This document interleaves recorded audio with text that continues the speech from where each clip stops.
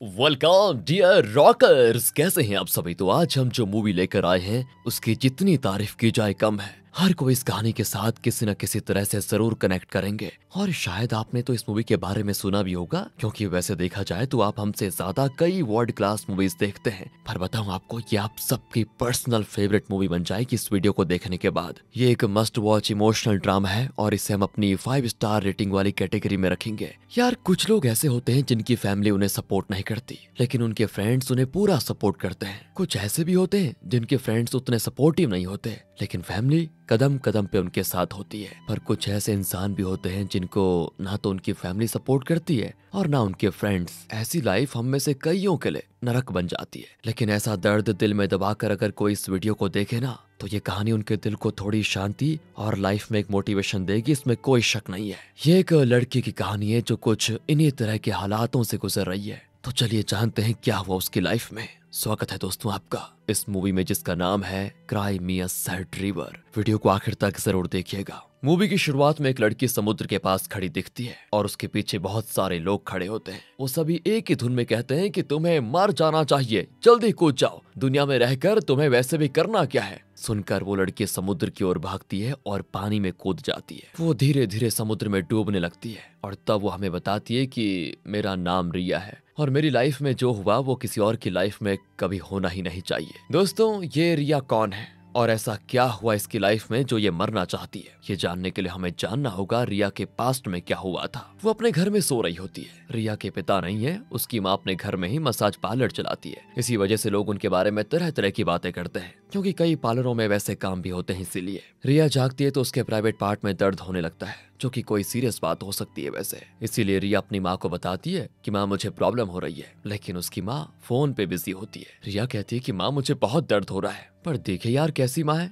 कहती है तुम अपना रोज का नाटक बंद करो और स्कूल के लिए तैयार हो जाओ। माँ तो सुनना भी नहीं चाहती कि रिया को तकलीफ क्या है। वो बहुत ही गुस्से से पेश आती है और घर की चीजें उठाकर रिया पर फेंकने लगती है। ऐसा लगता है शायद उन्हें याद ही नहीं है कि रिया उनकी ही बेटी है। रिया बेचारी उनकी मार खाकर स्कूल के लिए निकल जाती है। रास्ते में एक लड़का खड़ा होता है जो कि रिया का पड़ोसी ही है। इसका नाम है किमिंग। वो रिया को अपनी बहन समझता है और उसकी बहुत केयर करता है, उसकी माँ से भी ज्यादा। वो भी कहता है कि अरे सुबह सुबह शुरू हो गई तुम्हारी माँ, क्या हो गया है तुम्हारी माँ को डेली, और उन्होंने तुम्हें खाना दिया भी कि नहीं। कहकर वो रिया को दूध देता है जो वो अपने लिए लेकर आया था। रिया भी उसे ले लेती है और फिर दोनों अपनी साइकिल्स में स्कूल जाते हैं। रास्ते में रिया देखती है कि उसके क्लासमेट को हाई स्कूल का लड़का तंग कर रहा है, लेकिन रिया उसे देखकर अपने रास्ते चली जाती है। क्या कर पाती वो? स्कूल में सभी ने नए यूनिफॉर्म्स पहने होते हैं, लेकिन रिया वही पुराना यूनिफॉर्म में आई होती है, क्योंकि नया यूनिफॉर्म खरीदने के पैसे उसकी माँ के पास है नहीं। और जिस तरह से उसकी माँ का बिहेवियर है, शायद वो देती भी नहीं अगर होते उसके पास। फिर रिया बाथरूम में जाकर अपना प्राइवेट पार्ट चेक करती है तो उसे लगता है कि शायद कोई इन्फेक्शन हुआ है। फिर वो इंटरनेट पर इस बारे में सर्च करती है और सोच लेती है कि घर लौटते वक्त डॉक्टर के पास जाऊंगी। और रास्ते में हाई स्कूल के बच्चे रिया की जिस क्लासमेट को तंग कर रहे थे ना, उसका नाम है शाओमी। वो क्लास में वैसे बहुत ही अकड़ कर रहती है और सभी उसे डॉन कहते हैं। उसने हाई स्कूल के स्टूडेंट से जो मार खाई थी उसके बारे में क्लास में कोई नहीं जानता और शाओमी भी किसी को नहीं बताती, वरना उसका वो डॉन वाला इमेज खराब हो जाएगा। और एक और बात बताऊं दोस्तों आपको, शाओमी को किमिंग बहुत ही अच्छा लगता है, लेकिन किमिंग उसकी ओर ध्यान देता ही नहीं और बस हमेशा रिया के साथ ही घूमता रहता है। इस वजह से शाओमी को रिया से चिढ़ भी है। उस दिन स्कूल में एक फंक्शन होता है जब बेस्ट स्टूडेंट्स को अवार्ड दिया जाता है। अब शाओमी तो किमिंग को ही देखती रहती है, लेकिन किमिंग तो उसकी तरफ देखता ही नहीं। इसी बीच एक लड़की किमिंग के पीछे बैठी दूसरी लड़की को उसका मोबाइल देना चाहती है, लेकिन उसका हाथ वहां पर पहुंच नहीं पाता। तो वो किमिंग को देकर कहती है कि प्लीज इसको ग्रेस को दे दो ना। किमिंग भी फोन लेकर ग्रेस को देने के लिए मुड़ता है तो एकदम से हैरान हो जाता है, क्योंकि ग्रेस बहुत ही सुंदर होती है एंड यहाँ किमिंग उसे पसंद करने लगता है। फिर अवार्ड सेरेमनी शुरू होती है। किमिंग को भी बेस्ट स्टूडेंट का अवार्ड और एक गुलदस्ता दिया जाता है। किमिंग के पास ही ग्रेस भी खड़ी होती है। अब होता यह है कि किमिंग का जो गुलदस्ता है ना, उससे गलती से ग्रेस के मुंह में लग जाती है और फूलों में जो पराग होता है ना, उससे ग्रेस को एलर्जी है ना, तो और दिक्कत हो जाती है। किमिंग को भी बुरा लगता है कि यार मेरी वजह से ग्रेस की तबीयत खराब हो गई, बताओ। इसीलिए वो खुद ग्रेस को हॉस्पिटल लेकर जाता है। डॉक्टर कहते हैं कि उतनी सीरियस बात तो नहीं है, जल्दी ठीक हो जाएगी। और इसी हॉस्पिटल में दोस्तों अपना चेकअप करवाने के लिए रिया भी आई होती है। रिया को चेक करके डॉक्टर बता देती है कि देखो ये स्टार्टिंग एज है, इसलिए फिक्र करने की जरूरत नहीं है, लेकिन हाँ किसी के साथ इंटीमेट मत होना, वरना ये इन्फेक्शन और सीरियस हो जाएगा। रिया भी कहती है कि नहीं डॉक्टर, मैंने अब तक ऐसा कुछ भी नहीं किया है। डॉक्टर कहती है कि तो ठीक है, शायद किसी और तरीके से ये इन्फेक्शन तुम्हें हो गया होगा, तो फिलहाल एक लेजर ट्रीटमेंट ले लो, लेकिन हाँ वो थोड़ा कॉस्टली ट्रीटमेंट है। पर रिया के पास पैसे तो है ही नहीं, और तो और वो ना तो अपनी माँ को बता सकती है कि उसके प्राइवेट पार्ट में इस तरह का इन्फेक्शन हुआ है, क्योंकि वो किसी और को बताएंगी तो सब उसको ताना मारेंगे कि तुम किसी के साथ इंटीमेट हुई होगी, इसलिए तुम्हें ये इन्फेक्शन हुआ है। बेचारी सोच भी नहीं पाती कि अब वो किसके पास जाए, किससे मदद मांगे। वो रोते हुए लिफ्ट में चढ़ जाती। लिफ्ट में एक लड़का होता है जो रिया के स्कूल में ही पढ़ता है। असल में ये ग्रेस का भाई जेंसी है। वो तो समझ ही नहीं पाता कि ये लड़की रो क्यों रही है। फिर किमिंग ग्रेस को लेकर नीचे आ जाता है और तब जेंसी किमिंग को डांटता है कि तुमने जानबूझकर वो फूल मेरी बहन को सुंघाया ना, और अब देखो उसे एलर्जी हो गया। लेकिन तब ग्रेस कहती है नहीं नहीं, उसने जानबूझकर नहीं किया था, और तुम ज्यादा रौब मत दिखाओ, ठीक है? डॉक्टर ने भी कहा है कि कोई सीरियस बात नहीं है वैसे भी। ये कहने के बाद वो जेंसी को घर लेकर जाती है। अब यहाँ दोस्तों रिया घर जाकर सोच में ही पड़ जाती है कि अब क्या करूं। डॉक्टर ने कोई ऑइंटमेंट दिया होता है, लेकिन इसे लगाकर भी शायद इन्फेक्शन ठीक नहीं होगा। लेजर ट्रीटमेंट करेगी तो पक्का इन्फेक्शन निकल जाएगा, लेकिन लेजर ट्रीटमेंट के पैसे कहाँ से आएंगे? ये सारी बातें वो अपने आप में सोचती है। तो वो अपनी माँ से पूछने का फैसला करती है। डर डर कर अपनी माँ के पास जाती है और अपनी प्रॉब्लम बताने ही वाली होती है कि उसकी माँ उसे टोक कर कह देती है कि मैं जानती हूँ तुम क्या मांगने आई हो, पैसे चाहिए ना तुम्हें? रिया कहती है कि हाँ माँ, लेकिन उसका रीजन तो सुन लो। पर उसकी माँ वो चिल्लाती है कि पैसे पेड़ पे नहीं उगते, जब चाहा तोड़ के निकाल लिए, उसे कमाने के लिए मुझे मेहनत करनी पड़ती है। पर माँ मेरी बात तो सुनो। नहीं, कुछ नहीं सुनूंगी। बेचारी रिया उदास होकर चली जाती है और किचन के काम में लग जाती है। तब किमिंग आता है और पूछता है कि तुम्हारी आंखें लाल क्यों हैं? तुम रोई थी क्या? रिया कहती है कि नहीं, आंखों में मिर्ची लग गई थी इसलिए लाल हो गई।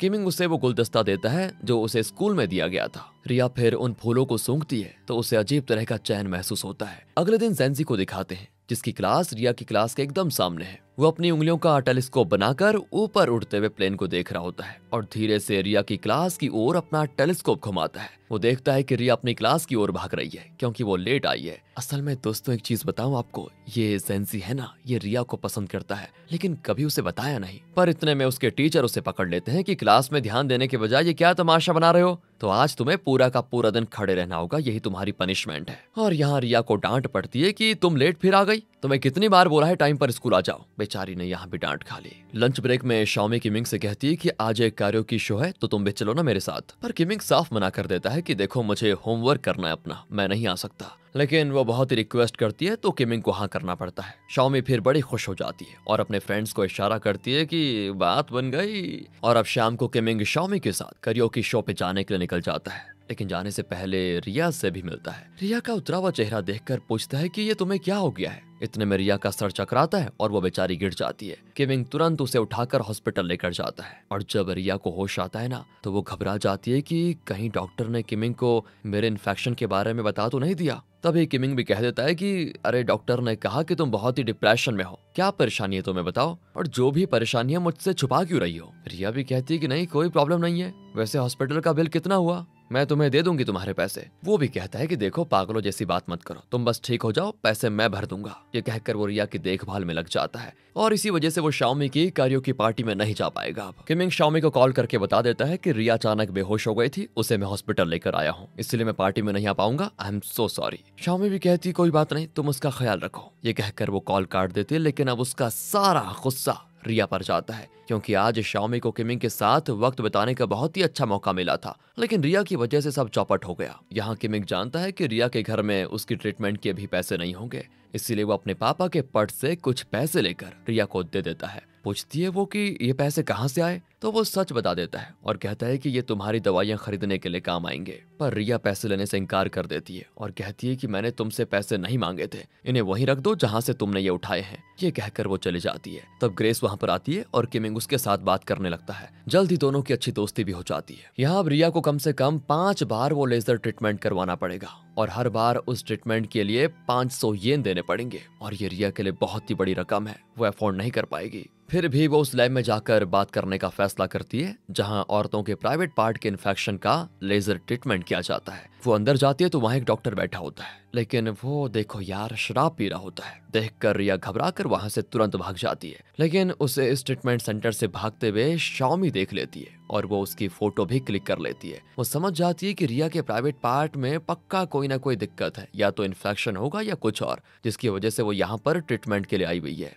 वो रिया से बदला लेने का फैसला करती है और स्कूल में सभी को बता देती है कि रिया के प्राइवेट पार्ट में इन्फेक्शन है। और एक बात जब कई लोगों के कानों से गुजरकर उनके मुंह से निकलती है तो जाहिर है कि राय का पहाड़ ही बनता है। एक हेल्थ प्रॉब्लम को कोई दूसरा ही रंग दे दिया होता है। इस तरह शाओमी की एक बात जब स्कूल में फैल जाती है ना, तो आखिर में स्टूडेंट्स ये कहने लगते हैं कि रिया के प्राइवेट पार्ट में इसीलिए इन्फेक्शन हुआ क्योंकि वो गलत काम करती है। उसकी माँ ठहरी मसाज करने वाली, और मसाज के नाम पर न जाने अपने घर में कस्टमर्स के साथ वो क्या क्या करती होगी। उसी की हवा रिया को भी लगी और वो भी अपनी माँ के साथ वही काम करती होगी, गलत काम। देखा दोस्तों, इस तरह की बातें फैला दी जाती है रिया के बारे में, और अब कोई रिया के पास तक जाना नहीं चाहता। हर कोई रिया की इंसल्ट करता है, उसका मजाक उड़ाता है। रिया बेचारी पहले इतनी दुखी थी और दुखी हो जाती है। शाओमी और उसके फ्रेंड्स तो रिया को पकड़कर बुली करने लगती हैं और यहाँ तक कि उसकी फोटोज भी खींचती है। लंच ब्रेक में सभी मिलकर खाती हैं, लेकिन रिया एकदम अकेली बैठी होती है। पर तब भी उसे चैन से खाने नहीं देते ये लोग और अपना जूठा खाना उसकी प्लेट में डाल देते हैं। रिया अंदर से पूरी तरह टूट जाती है,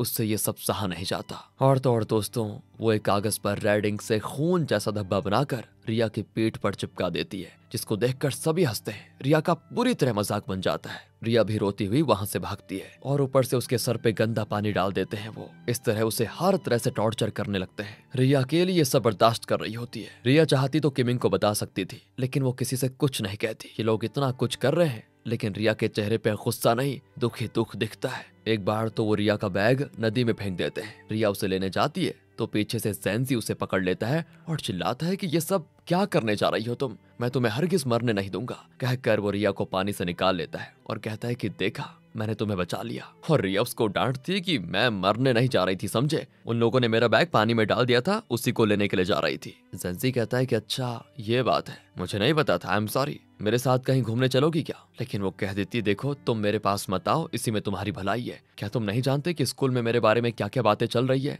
वो भी कहता है कि हाँ जानता हूँ, पर वो लोग ठहरे उल्लू के पट्टे, कुछ भी कहते रहेंगे, पर मैं तुम्हें जानता हूँ, तुम बहुत ही अच्छी लड़की हो। रिया कहती है, पर मुझे सच में वो इन्फेक्शन है। अरे इन्फेक्शन है तो क्या हुआ? इन्फेक्शन से कोई बुरा इंसान बन जाता है क्या? पता है मैं तुम्हें कब से देखता हुआ आ रहा हूँ, तुम सच में बहुत ही अच्छी लड़की हो रिया, मुझे बहुत पसंद हो तुम। वो भी कह देती है, बकवास बंद करो और जाओ यहाँ से। मैं बकवास नहीं कर रहा, सच कह रहा हूँ। देखो दूसरों की बातें करके हम अपना टाइम वेस्ट क्यों करें, थोड़ी देर घूमते हैं। और ये काफी देर रिक्वेस्ट करने के बाद रिया भी मान जाती है और फिर दोनों यूं ही घूमने फिरने लगते हैं। एक मेज के अंदर खेलते हैं और फिर बॉल पॉन्ड में रिया कूद जाती है। तो ज़ेंजी कहता है कि मैं तुम्हें डूबने नहीं दूंगा रिया, अभी आया। कहकर वो रिया को बाहर निकालता है और कहता है कि ये देखो, मैंने फिर से तुम्हें बचा लिया, मैं तुम्हें कुछ नहीं होने दूंगा, हमेशा तुम्हारे साथ रहूंगा। इस तरह कुछ देर के लिए दोनों हंसी मजाक करते हुए बच्चों की तरह खेलते हैं। लेकिन रिया कहती है कि देखो तुम मेरे पास मत आओ, वरना तुम्हें भी वो इन्फेक्शन हो सकता है। स्कूल में सभी मेरे बारे में बहुत ही गंदी गंदी बातें करते हैं, मुझे बड़ा दुख पहुंचाते हैं। ज़ेंजी कहता है कि अगर तुम चुप रहोगे तो वो लोग तुम्हें और सताएंगे,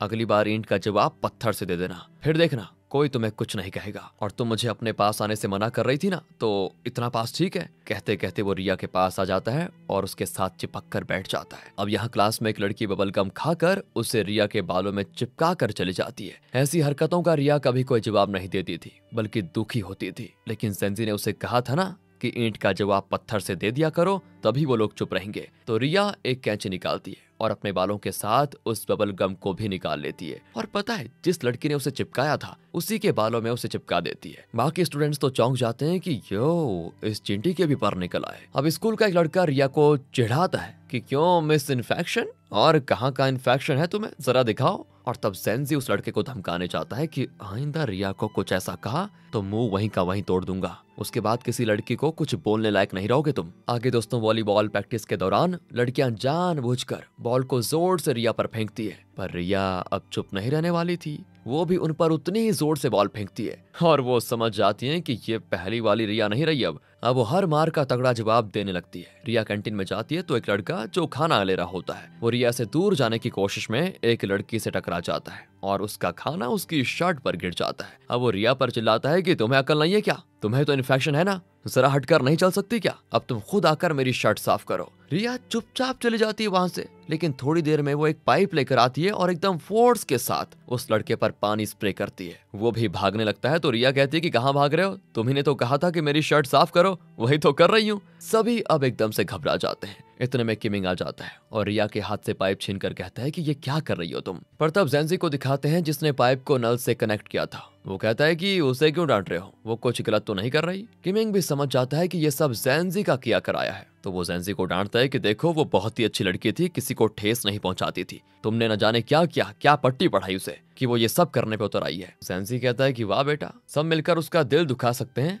लेकिन बदले में वो कुछ कर नहीं सकती, यही चाहते हो ना तुम, बड़े आए उसके फ्रेंड बनते फिरते हो तुम, उसके साथ क्या हो रहा है तुम्हें कुछ पता भी है। ये कहकर वो किमिंग पर पानी डालता है और किमिंग गुस्से में ज़ेंजी पर हमला कर देता है। मामला दोस्तों बड़ा संगीन सा हो जाता है और सारे स्टूडेंट्स एक मीटिंग में बैठते हैं जिसमें एक टीचर रिया को और इंसल्ट करने जैसी बातें करना शुरू करता है और रिया को परेशान देखकर बाकी स्टूडेंट्स बड़े मजे लेते हैं। शामी तो बड़ी खुश होती है। टीचर रिया को डांटने वाला होता है कि इतने में माइक दूर जाकर गिर जाता है। असल में ज़ेंजी ने जानबूझकर अपना पैर माइक की वायर में फंसा दिया था और स्टैंड को खींच लिया था। टीचर उसे डांटता है तो वो कहता है कि सॉरी सर, मैं बाथरूम जा रहा था और तार मेरे पाँव में फंस गई, मुझे ठीक से दिखाई नहीं दे रहा था क्योंकि किमिंग ने मेरी आंखों पर वार किया था, इसीलिए। कहकर वो टीचर के हाथ से माइक छीनकर खुद बोलने लग जाता है कि आपने स्टूडेंट्स के लिए जो ट्रिप अरेंज करने की बात करी थी उसके बारे में शायद आप भूल ही गए हो, उसके बारे में बात करते हैं ना। अब टीचर माइक वापस लेकर कुछ और ही टॉपिक पे बात करने लगते हैं। ज़ेंजी का यही प्लान था कि सबके सामने किसी भी हालत में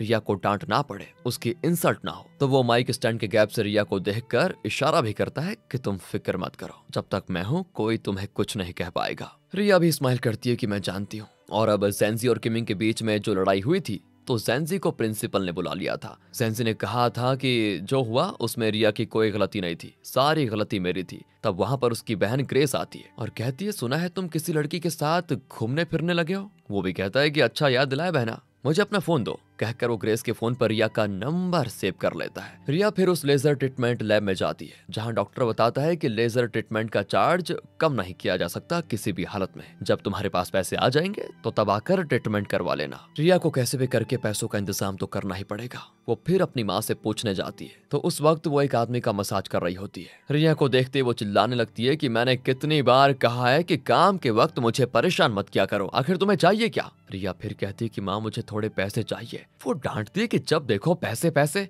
अरे पैसे का तुम करोगी क्या, लो पैसे इतना ही है मेरे पास। कहकर वो थोड़े पैसे रिया के मुंह पे दे मारती है। रिया उसे उठाकर वहां से भाग जाती है। असल में रिया थोड़ा थोड़ा करके लेजर ट्रीटमेंट के लिए पैसे जोड़ने वाली है। तो अगले दिन सभी स्टूडेंट्स को एक ट्रिप पर ले जाया जा रहा होता है। रिया अपनी क्लास के स्टूडेंट्स के साथ एक बस में बैठी होती है। अचानक उसे बाथरूम जाना होता है तो वो अपना बैग रखकर नीचे उतरती है। तब वहाँ शाओमी आती है और रिया का बैग देखकर समझ जाती है कि रिया नीचे उतरी होगी। रिया को परेशान करने का वो ये मौका भी नहीं छोड़ती और ड्राइवर से कहती है कि हाँ सब आ चुके हैं, चलो चलते हैं। रिया बाथरूम से निकलती है तो बेचारी की बस जा चुकी होती। वो चिल्लाती भी है कि बस रोको पर कोई फायदा नहीं होता। ज़ेंजी कहता है कि तुम्हारी क्लास की बस गई तो क्या हुआ, मेरी क्लास वाली बस में आ जाओ। कहकर वो रिया को अपनी बस में लेकर आ जाता है। इस तरह दोनों उस ट्रिप में साथ ही घूमते हैं। वो रिया का फोन नंबर लेकर उसमें अपनी बहन ग्रेस का नंबर सेव कर लेता है और कहता है कि यार मेरे घर वाले बड़े शक्की हैं और वो हमेशा मुझ पर शक करते रहते हैं, इसलिए अगर तुम मुझे कॉल करोगे तो प्रॉब्लम होगी, इसलिए मैंने अपनी बहन ग्रेस का नंबर सेव किया है, तो तुम उसकी नंबर पे कॉल करोगी तो वो मुझे अपना फोन दे देगी।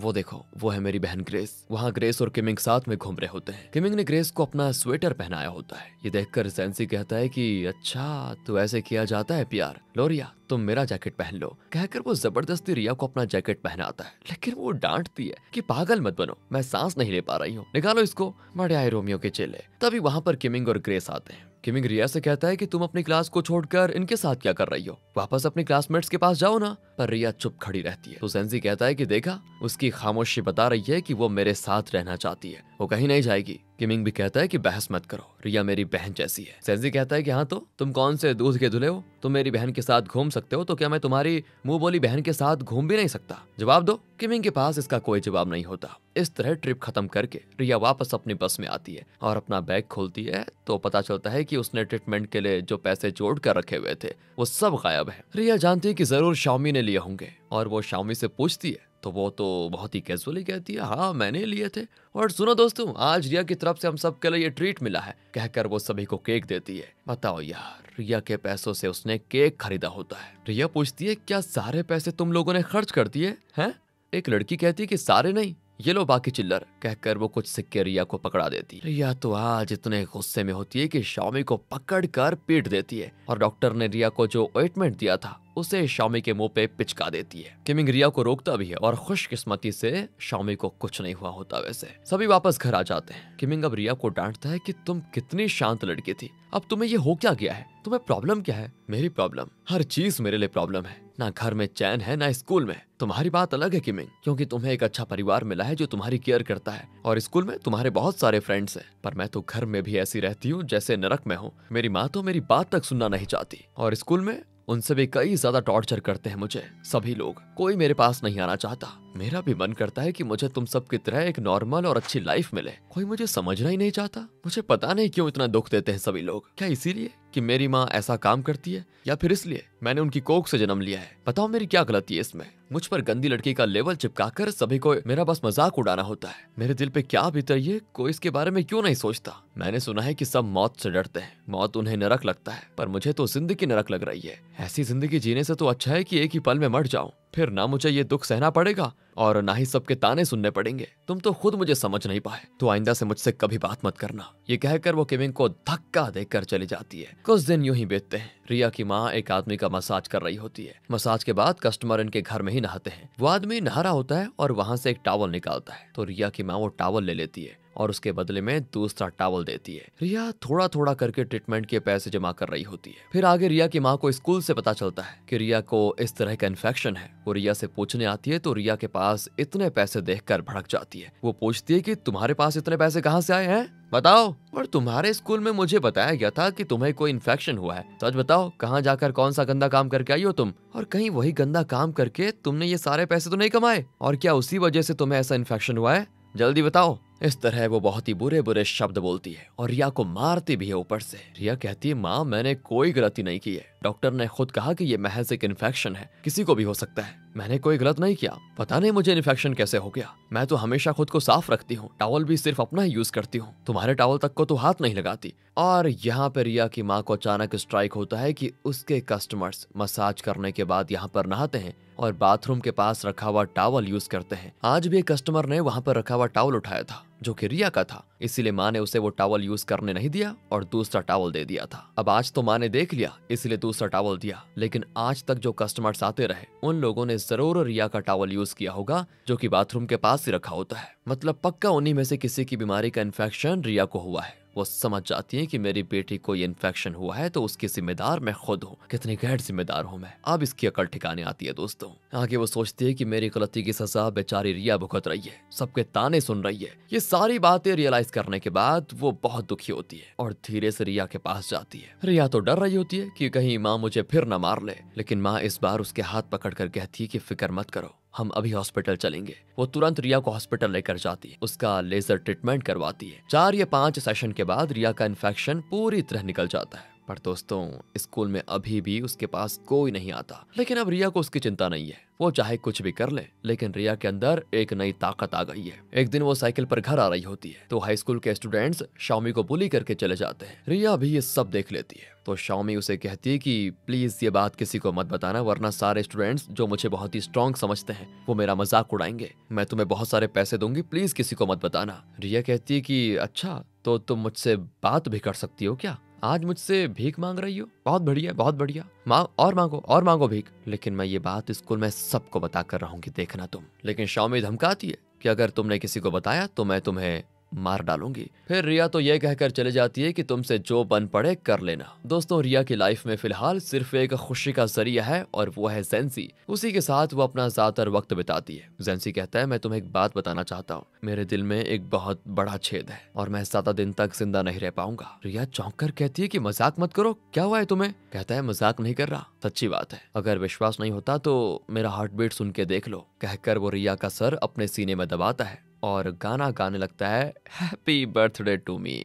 गधे कहीं क्या आज तुम्हारा बर्थडे है क्या? तुमने मुझे बताया क्यों नहीं? अरे मैं खुद बताऊंगा कि तुम्हें, अगर तुम्हें मेरी फिक्र होती तो तुम खुद पता लगाती। खैर वैसे ज्यादा गिल्टी फील करने की जरूरत नहीं है, चलो कहीं घूमने चलते हैं, कहकर वो रिया को लेकर जाता है। यहाँ शाओमी को तो हर पल डर खाया जाता है कि कहीं रिया स्कूल में सभी को ये बता ना दे कि मैंने हाई स्कूल स्टूडेंट्स की मार खाई। इसीलिए वो रिया का मुंह बंद करने के लिए एक खतरनाक मास्टर प्लान बनाती है। वो ग्रेस को एक मैसेज भेजती है, लेकिन ऐसी फेक सेटिंग करती है जैसे कि वो रिया के नंबर से भेजा गया हो। और क्योंकि ग्रेस किमिंग से प्यार करती है तो उस मैसेज में शाओमी ने ये कहा होता है कि किमिंग तुमसे मिलना चाहता है। ये कहकर वो एक लोकेशन भेजती है। ग्रेस भी सोचती है कि ये तो रिया ने भेजा है, इसलिए उसको जरा भी शक नहीं होता और वो किमिंग से मिलने के लिए उस लोकेशन पे जाती है। लेकिन वहां पर कुछ आदमी उसे अब्यूज करने की कोशिश करते हैं। शाओमी का ये प्लान है दोस्तों कि अब ग्रेस को ये लगेगा कि रिया ने उसे इस तरह से फंसाया है और रिया पर ही सारा इल्जाम लगेगा। उन गुंडों से बचने के लिए ग्रेस एक बिल्डिंग के ऊपर चढ़ जाती है और बेचारी वहां से कूदकर अपनी जान दे देती है। सबको विश्वास हो जाता है कि वाकई में रिया ने ही ये सब कुछ किया। यहाँ तक कि किमिंग और ज़ेंजी भी यही सोचने लगते हैं कि रिया ने ये सब कुछ किया, जिसकी वजह से मतलब ग्रेस की जान चली गई है। दोनों ही रिया को ताने मारते हैं कि हमें नहीं पता था कि तुम इस कदर जानवर बन चुकी हो, आइंदा हमसे बात ही मत करना तुम, कहकर वो चले जाते हैं। रिया फिर से टूट जाती है और कहती है कि मैंने कुछ नहीं किया, मेरा विश्वास करो, मुझे पता ही नहीं कि मेरे फोन से वो मैसेज कैसे गया। रिया की लाइफ में सिर्फ दो लोग थे जो उसे समझते थे, एक किमिंग जिसे वो अपना दोस्त मानती थी और दूसरा ज़ेंजी जो उससे प्यार करता था। जब उन दोनों को ही मुझ पर यकीन नहीं रहा तो अब मेरी लाइफ का कोई मतलब ही नहीं है, मुझे मर जाना चाहिए। ये सोचकर रिया समुद्र के पास जाती है। पीछे बहुत सारे स्टूडेंट्स खड़े होते हैं और हर कोई उसे पानी में कूदकर जान देने के लिए कहता है। कहते हैं कि कल हमें तुम्हारा मरा हुआ मुंह देखना है, मर जाओ तुम। रिया के पूरे शरीर में अजीब सी फीलिंग्स होती है, वो कांपने लगती है। जब ज़ेंजी को पता चलता है कि रिया अपनी जान देने जा रही है तो उससे रहा नहीं जाता और वो रिया को बचाने के लिए भागता है। सभी चिल्ला रहे होते हैं कि तुम्हें मर जाना चाहिए, तुम खूनी हो। रिया मुड़कर कहती है मैं खूनी नहीं हूँ, लेकिन एक बात ध्यान में रखना कि आज तुम सभी खूनी हो। तुम लोगों ने रोज मुझे इतनी तकलीफ दी है, मेरा दिल दुखाया है और तुम लोगों के हाथों में रोज मर रही थी और आज भी तुम लोगों की वजह से ही मैं मरने जा रही हूँ। मेरे खाने में तुम लोगों ने अपना जूठा खाना डाला, मेरे मुंह पे कपड़ा बांधकर मुझे पीटा, मुझ पर गंदा पानी डाला और तो और महज एक इन्फेक्शन के नाम पे मुझे एकदम अकेला कर दिया। मैं तो रोज थोड़ा थोड़ा करके मर रही थी, सिर्फ दो लोगों ने मुझे एक इंसान की तरह ट्रीट किया, मुझसे प्यार की बातें की, लेकिन आज वो दोनों भी मुझे गलत समझ रहे हैं। मैं जानती हूँ कि तुम में से ही किसी ने ग्रेस की जान ली है और इल्जाम मुझ पर लगाया। तुम जैसों के साथ रोज रोज मरकर जीने से तो अच्छा है कि आज मैं सच में मर जाऊं। तुम सब कातिल हो, सबके सब कातिल हो, कहकर वो पानी में कूदने के लिए भागती है। ज़ेंजी उसे बचाने के लिए उसके पीछे भागता है, लेकिन दोस्तों तब तक रिया पानी में कूद चुकी होती है और यही सीन मूवी की शुरुआत में दिखाया गया था। ज़ेंजी भी पानी में कूद जाता है और रिया को बाहर लेकर आता है। वो रिया को बचाने की बहुत कोशिश करता है, लेकिन रिया का शरीर जरा भी नहीं हिलता। ज़ेंजी बहुत रोता है। रिया मर चुकी थी दोस्तों। ये खबर इंटरनेशनल मीडिया में कवर की जाती है। इसके बाद बुलिंग और रैगिंग को रोकने के लिए हर स्कूल में रूल्स बनाए जाते हैं ताकि ऐसी घटना दोबारा ना हो और किसी भी स्टूडेंट के साथ वो ना हो जो रिया के साथ हुआ। पुलिस इन्वेस्टिगेशन में पता चल जाता है कि रिया के सर पे जो इल्जाम लगाया गया था वो असल में शाओमी ने किया था। उसे अरेस्ट करके जुवेनाइल होम में भेज दिया जाता है। किमिंग और उसका परिवार शहर छोड़कर जा रहे होते हैं। जब भी किमिंग घर से निकलता था तो रिया अपनी खिड़की के पास खड़ी उसे देखती थी, लेकिन अब वो खिड़की किमिंग को एकदम से सूनी लगती है। वो रिया की याद में वहाँ एक फूल रखकर शहर छोड़कर चला जाता है। किमिंग को लगता है कि रिया की मौत का मैं भी जिम्मेदार हूँ, क्योंकि कम से कम मैं तो रिया पर विश्वास कर ही सकता था। अगर करता तो शायद वो मरती नहीं। ज़ेंजी को भी वही गिल्ट फीलिंग होती है और अब वो इस स्कूल में पढ़ना ही नहीं चाहता। वो टीसी लेकर किसी और स्कूल में ज्वाइन करने वाला होता है। रिया की माँ को भी रियलाइज होता है कि रिया के साथ जो हुआ उसका सबसे अहम कारण तो मैं हूँ। अब मैं ये काम ही नहीं करूंगी जिसकी वजह से मेरी बच्ची को लोगों के ताने सुनने पड़े। ये सोचकर वो अपना मसाज टेबल बेच देती है और रिया की आत्मा उस जगह पर बैठी होती है जहाँ सबसे पहले वो ज़ेंजी से मिली थी। जब उसका बैग पानी में पड़ा था और उसे उठाने गई थी वो, तब ज़ेंजी ने सोचा था कि वो मरने जा रही है और उसने उसे पकड़कर पानी से निकाला था। रिया की लाइफ में बहुत दर्दनाक बातें हुई थी, लेकिन साथ ही छोटी छोटी खुशियां भी आई थी, जिन्हें सोचते हुए उसकी आत्मा वहीं पर अकेली बैठी होती है। और इसी के साथ दोस्तों ये मूवी यहाँ पर खत्म होती है। हमें पता है कि आप अब ये जरूर पूछेंगे इस मूवी की हैप्पी एंडिंग हो सकती थी क्या, लेकिन रियल लाइफ में हर कहानी की हैप्पी एंडिंग तो होती नहीं ना। वैसे आज हम ऐसे वक्त में जी रहे हैं कि अच्छे इंसानों को जी भर के दुख दिए जाते हैं, उसका फायदा उठाया जाता है। हमेशा से कहा जाता है कि अच्छाई की जीत होती है, बुराई की हार होती है, लेकिन क्या रियलिटी में ऐसा होता है? ज्यादातर नहीं होता। बुरे काम करने वाले ज्यादातर लोग आराम की लाइफ जीते हैं। अच्छे इंसानों को तो दुनिया भर की तकलीफें दी जाती हैं, लेकिन जो भी हो हार नहीं मानना है। लाइफ में कुछ भी हो जाए उसे हिम्मत से फेस करना है, यही हमारा मानना है दोस्तों। वैसे आपका क्या ख्याल है? कमेंट्स में आपका इंतजार हो रहा है, बता दीजिए। वीडियो अच्छी लगी हो, जरा भी फील आया हो, मजा आया हो, एक्सप्लेनेशन अच्छा लगा हो तो लाइक और सब्सक्राइब कर दीजिए। ध्यान रखिएगा अपना। Thanks for watching.